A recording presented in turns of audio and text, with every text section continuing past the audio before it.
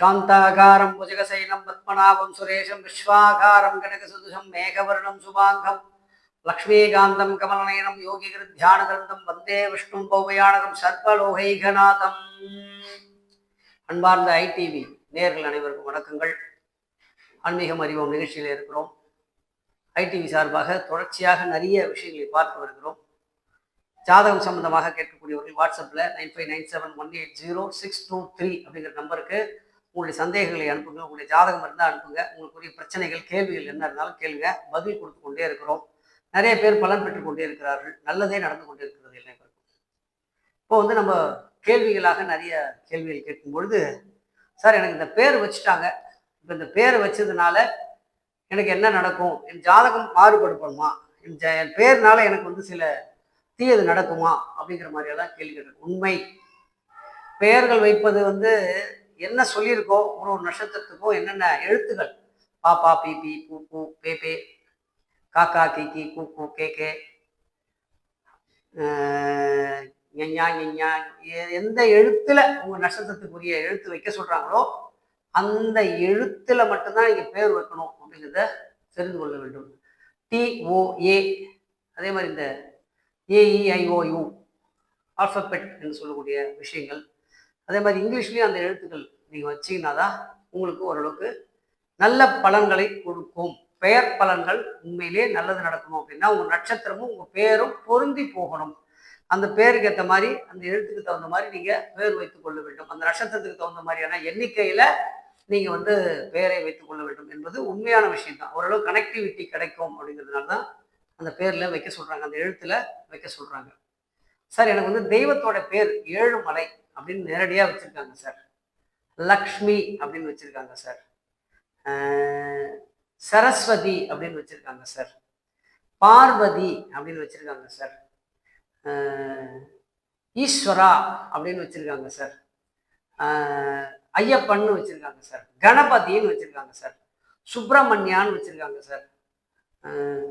இதே மாதிரி சிவபெருமானுடைய துணை பெயர்கள், முருகப்பெருமானுடைய துணை பெயர்கள், விநாயகருடைய துணை பெயர்கள், பெருமாளுடைய துணை பெயர்கள், அம்பாளுடைய துணை பெயர்கள், லக்ஷ்மியினுடைய துணை பெயர்கள், இந்த மாதிரி எந்த தெய்வத்தினுடைய துணை பெயர்கள் வைத்தாலும் தெய்வத்தினுடைய பெயர்களை நேரடியாக வைப்பதினால் பலன்கள் இழக்கிறார்கள் என்பதுதான் உண்மை.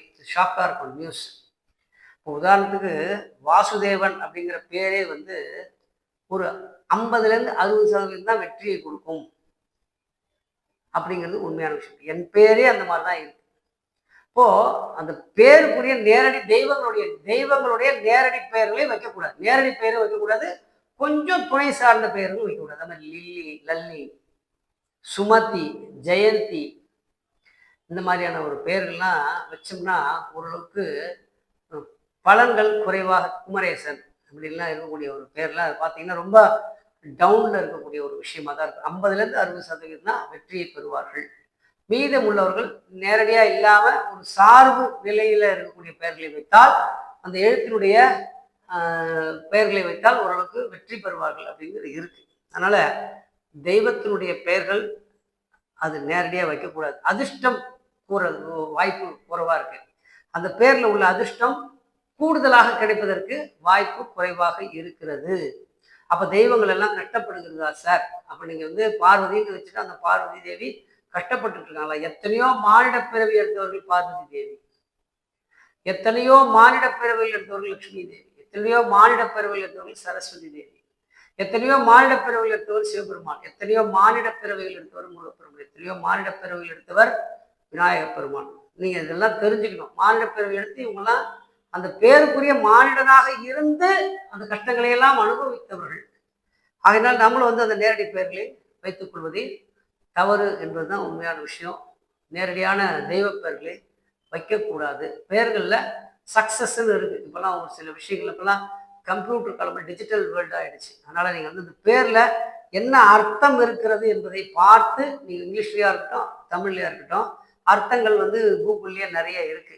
அதனால் அந்த அர்த்தங்களை தெரிந்து கொண்டு, அதன் அர்த்தங்களை அறிந்து கொண்டு அந்த வெற்றிக்கான பெயர்களை நீங்கள் வைக்கலாம். அந்த எழுத்துக்கு அது சொல்லக்கூடிய பாப்பா பிபி பூ பூ பேபே, அதே மாதிரி கை கோகோ கோகோ கை கோகோ கௌ, அதே மாதிரி ஞா ஞி ஞை, அதே மாதிரி லல்லா லிலி லுலு லிலே லை இந்த மாதிரி கானாவிலேருந்து டானா வரைக்கும் என்னென்ன எழுத்துக்கள் சொல்லப்பட்டிருக்கிறதோ அந்த எழுத்துக்களுக்குரிய பெயர்களை வைப்பது தான் சால சிறந்தது. அதுக்குரிய வெற்றி பெயரா அப்படிங்கிறதையும் ஆராய்ச்சி பண்ணி வைக்கிறது தான் ரொம்ப ரொம்ப நல்ல பலனை கொடுக்கும் அப்படிங்கிறத தெரிந்துக்கிறோம். ஆகினால பெயர் காரணம் அப்படின்னு சொல்லக்கூடிய ஒரு விஷயம் நமக்கெல்லாம் நல்லதே நடக்கட்டும். பெயர் வைப்பது கூட சில பேர் நல்ல விஷயமாக இருக்க வேண்டும் என்பதை தெரிந்து கொள்வோம். ஐடிவி சார்பாக ஆன்மீகம் அறிவமை புதுச்சேரியிலிருந்து வாசுதேவன். நன்றி, நமஸ்காரங்கள்.